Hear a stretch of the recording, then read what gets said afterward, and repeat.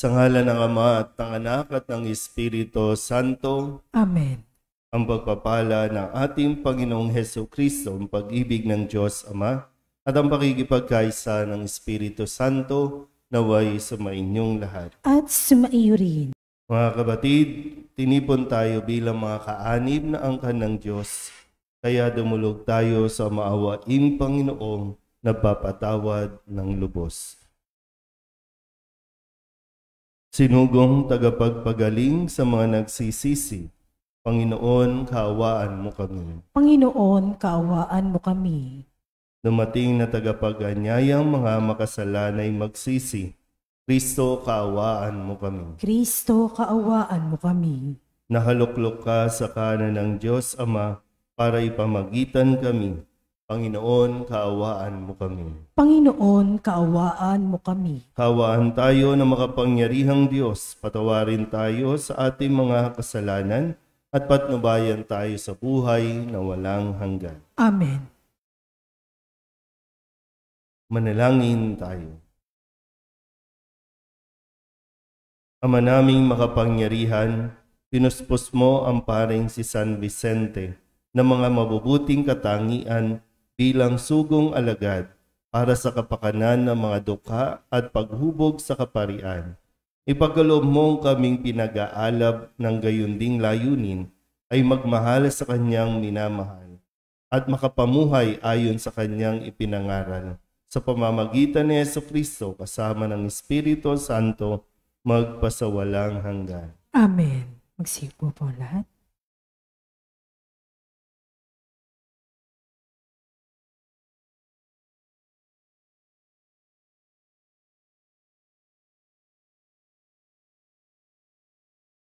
Pagbasa mula sa aklat ni Esdras.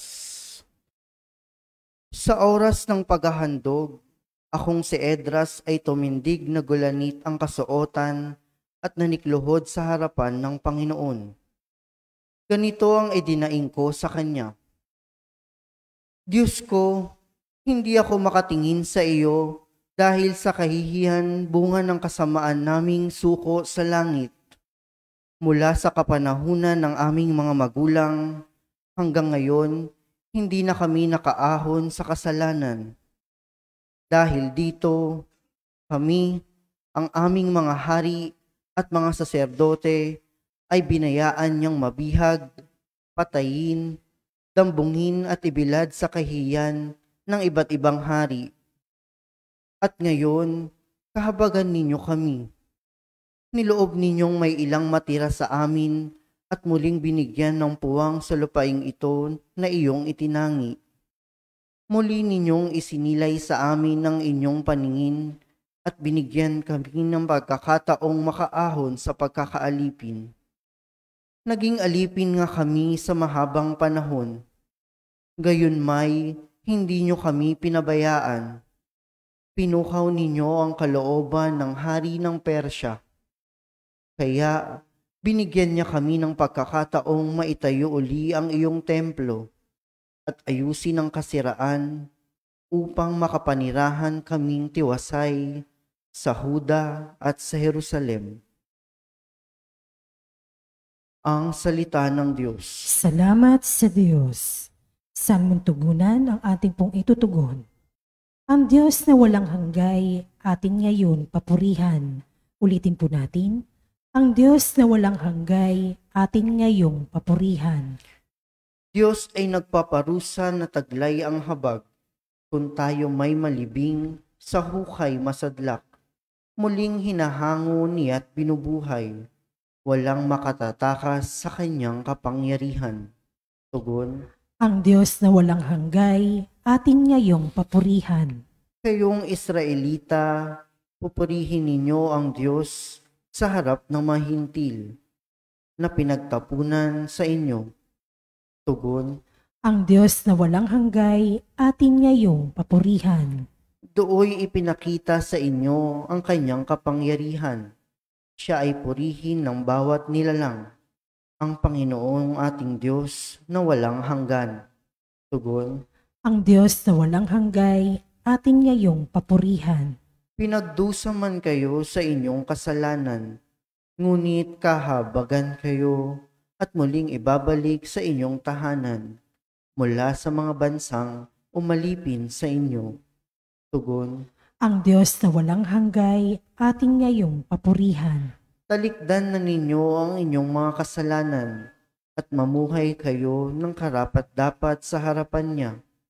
Kung magkagayon, ang habag ng Panginoon ay inyong madarama. Tugon, Ang Diyos na walang hanggay, ating ngayong papurihan. Magsitayo po ang lahat.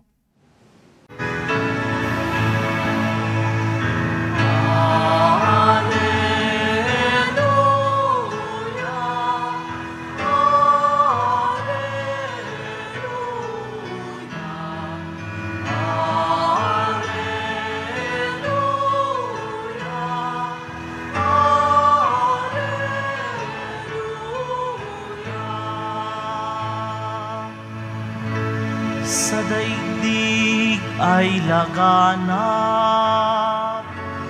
liwanag na sumisikat, salitang buhay ng lahat.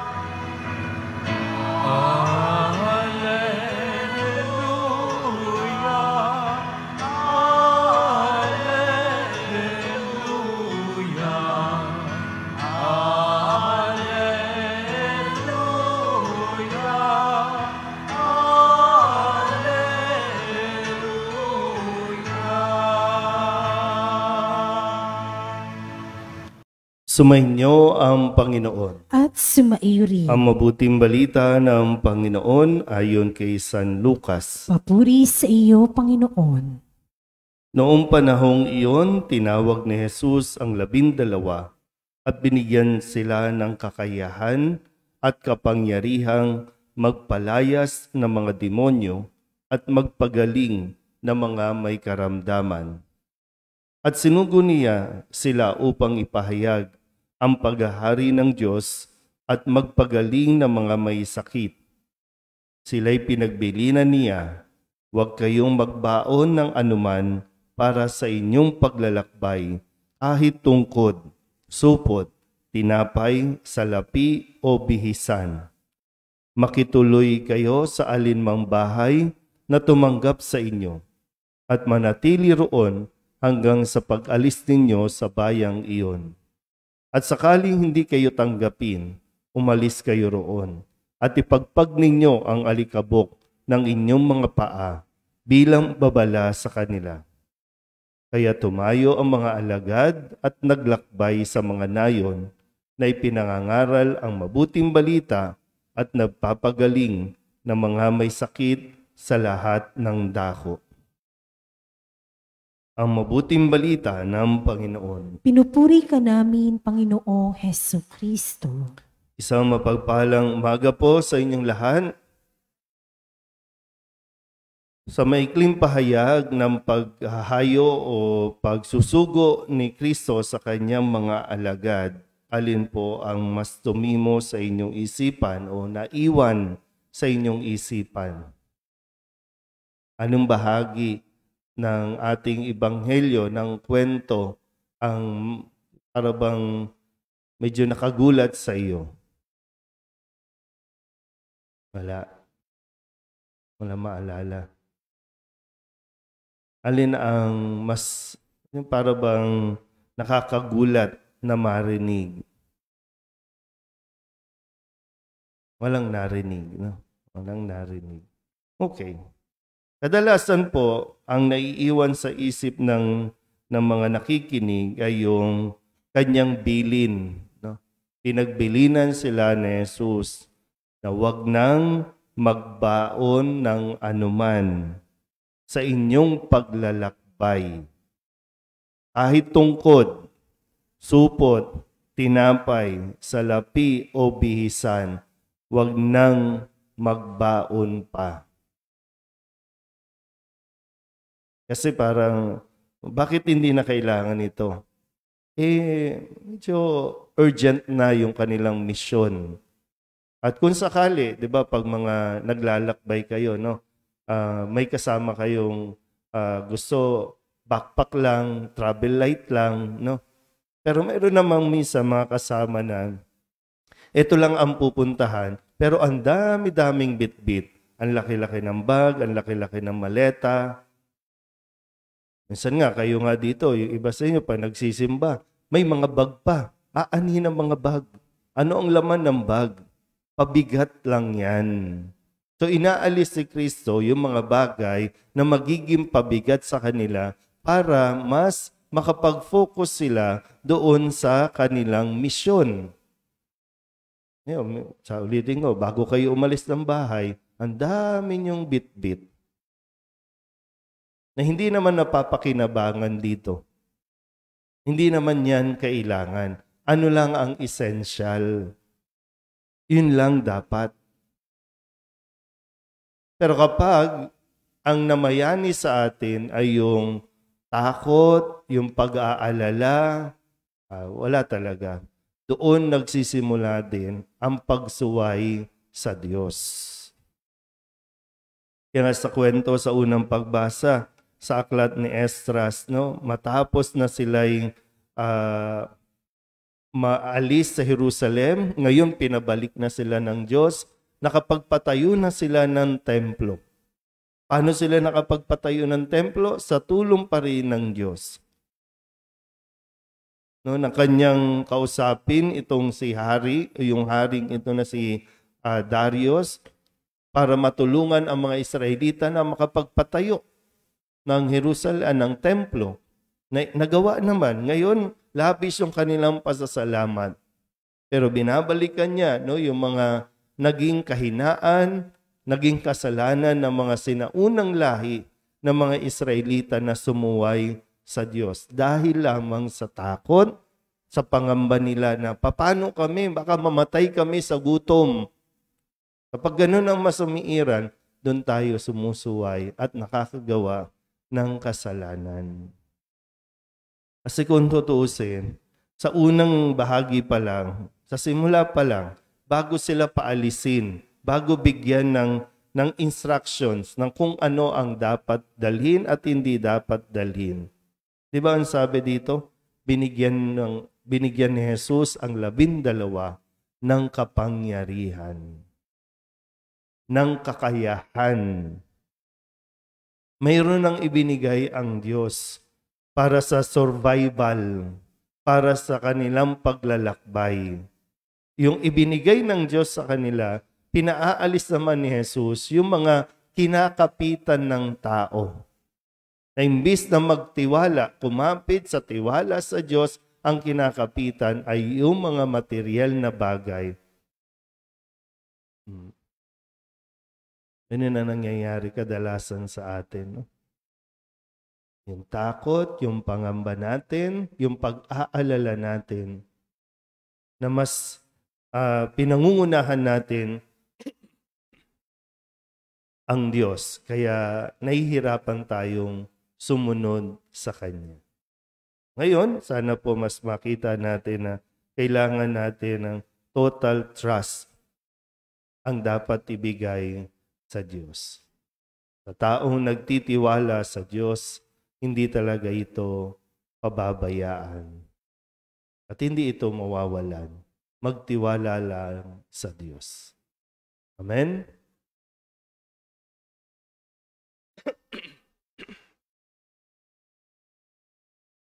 Inaanyayahan tayo ng Diyos Ama upang maging lingkod na magpapalaganap ng mabuting balita ng kaligtasan sa lahat.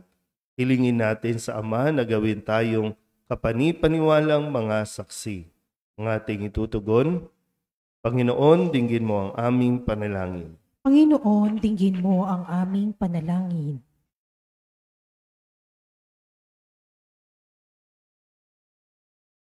Ang simbahan naway patuloy na mag-anyaya at magsugo ng mga misyonero upang ihayag ang mabuting balita sa lahat ng bansa at dako.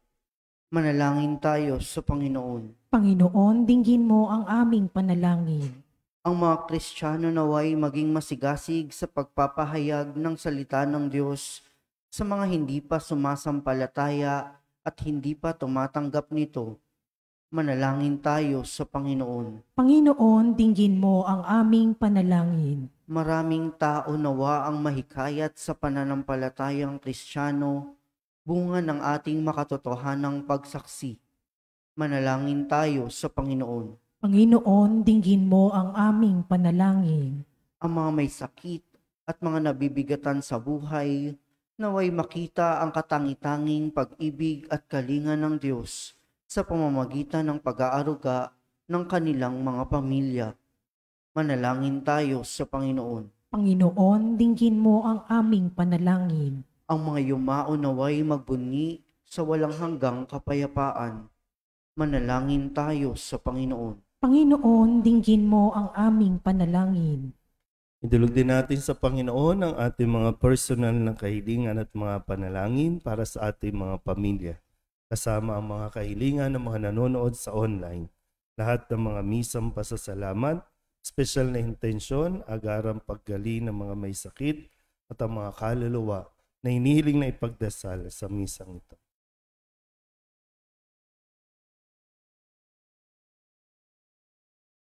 Ang lahat ng ito hinihiling namin sa ngalan ni Kristong aming Panginoon. Amen. Magsiupo po lahat.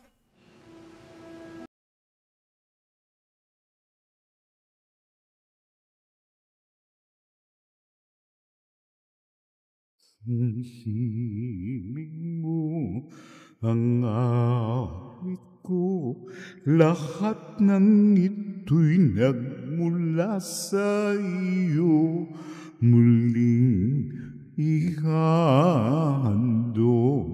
sa iyo, buong puso kong inaalay sa iyo, O Diyos. O Panginoon, lahat ay biyayang aming inampun, aming buhay at kakayahan. Ito'y para lamang sa iyong kalwalhatian.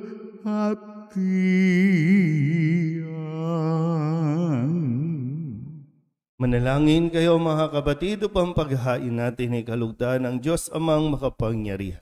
Tanggapin nawa ng Panginoon itong paghahain sa iyong mga kamay, sa kapurihan niya at karangalan, sa ating kapakinabangan at sa buong sambayanan niyang banal. Ama naming lumikha, ipinagkaloob mong sa banal na paghahain ginawa ni San Vicente ay matularan niya ang kanyang ginagampanan. Ipagkaloob mong pakundangan sa pagdiriwang na ito, kami makabagtas para humantong sa pagiging haing kalugod-lugod sa iyo.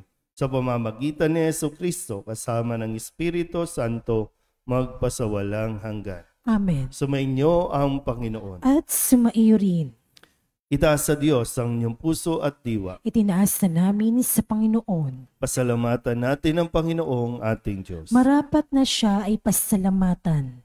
Ama naming makapangyarihan, tunay ngang marapat na ikaw ay aming pasalamatan sa pamamagitan ni Jesucristo na aming Panginoon.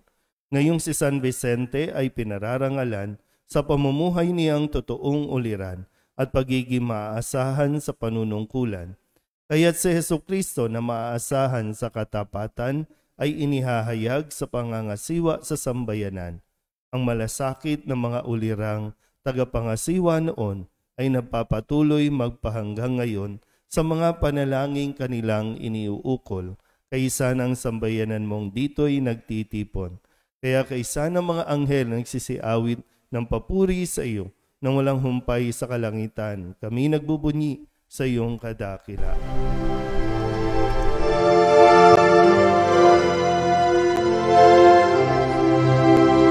Santo, Santo, Santo, Panginoong Diyos makapangyarihan, napupuno ang langit at lupa ng kalwalhatian mo. Hosana sa kaitaasan, pinagpalang na paririto sa ngalan ng Panginoon. Hosana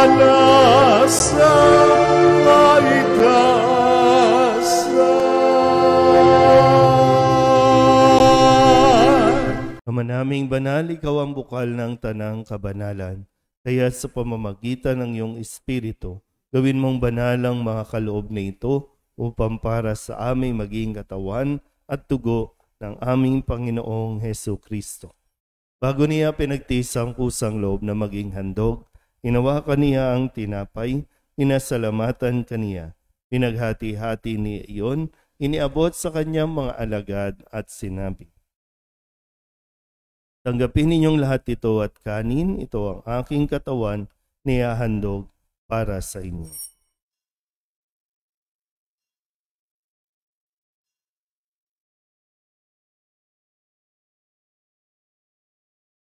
Hindi naman nang matapos ang hapunan, hinawakan niya ang kalis, muli kaniyang pinasalamatan. Iniabot niya ang kalis sa kanyang mga alagad at sinabi, tanggapin ninyong lahat ito at inumin. Ito ang kalis ng aking dugo, ng bago at walang hanggan tipan. Ang aking dugo na ibubuhos para sa inyo at para sa lahat sa ikapagpapatawad ng mga kasalanan. Gawin ninyo ito sa pag-alaala sa akin.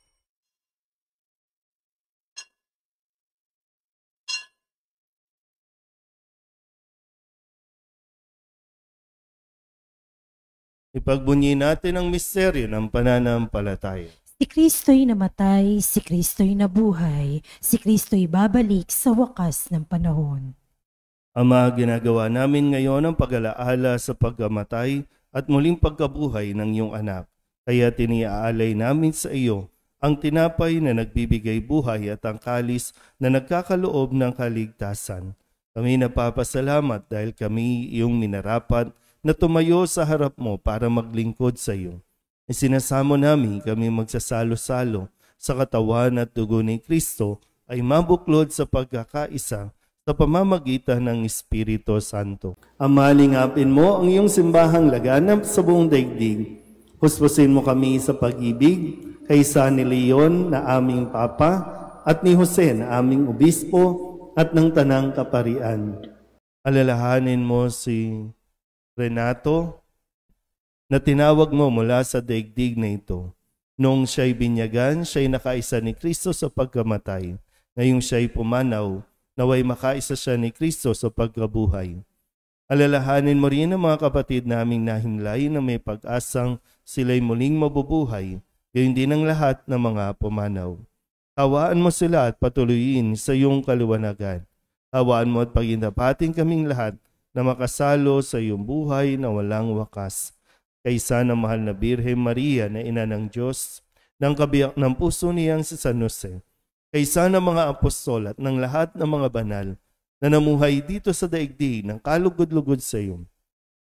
May pagdiwang nawa namin ang pagpupuri sa ikararangal mo sa pamamagitan ng iyong anak na aming Panginoong Hesu Kristo. Sa pamamagitan ni Kristo, kasama niya at sa Kanya, ang lahat ng parangal at papuri ay sa iyo, Diyos amang makapangyarihan, kasama ng Espiritu Santo, magpasawalang hanggan. Amen.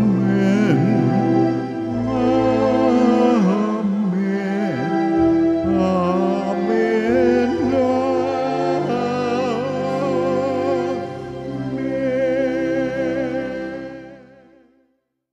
Sa tagubilin ng mga nakagagaling na utos at turo ni Jesus sa Panginoon natin na Diyos, ipahayag natin ang lakas loob.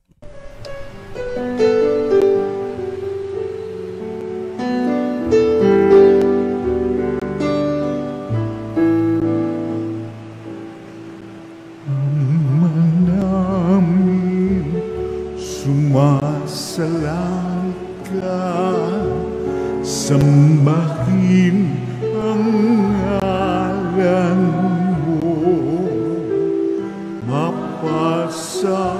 mapasamin ang kaharian mo, sundin ang loob mo, dito sa lupa para ng sa langit. Bigyan mo po kami ngayon ng aming kakayahan.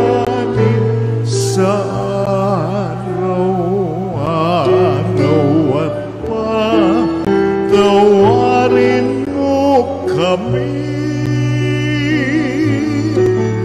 sa amin mga sala para ng pagpapatawan namin sa nagkakasala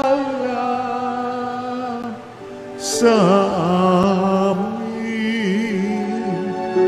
at huwag mo kaming ibang tulot sa tukso at yadya mo kami sa lahat ng masama. Hinihiling namin kami iadya sa lahat ng masama, pagkalooban ng kapayapaan araw-araw, iligtas sa kasalanan at ilayo sa lahat ng kapahamakan, samantalang aming pinananabikan ang dakilang araw ng pagpapahayag ng tagapagligtas naming si Jesucristo. Sapagkat iyo ang kaharian at ang kapangyarihan at ang kapurihan magpakailanman. Amen. Panginoong Jesucristo, sinabi mo sa iyong mga apostol, kapayapaan ang iniiwan ko sa inyo, ang aking kapayapaan ang binibigay ko sa inyo. Tunghayan mo ang aming pananampalataya at huwag ang aming mga pagkakasala. Pagkalooban mo kami ng kapayapaan at pagkakaisa ayon sa iyong kalooban, kasama ng Espiritu Santo, magpasawalang hanggan. Amen. Ang kapayapaan ng Panginoon ay laging sumainyo. At sumaiyo rin. Magbigayan po tayo ng kapayapaan sa isa't isa.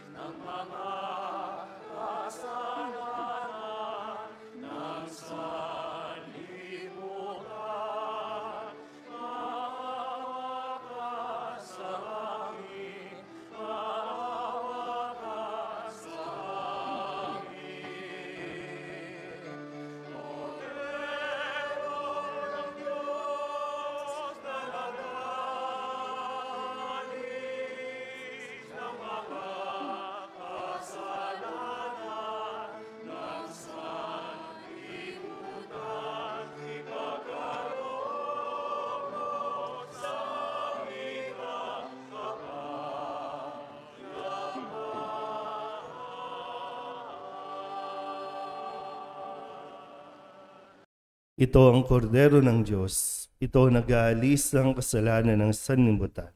Mapalad ang mga inaanyayahan sa kanyang piging. Panginoon, hindi ako karapat-dapat na magpatuloy sa iyo. Ngunit sa isang salita mo lamang ay gagaling na ako.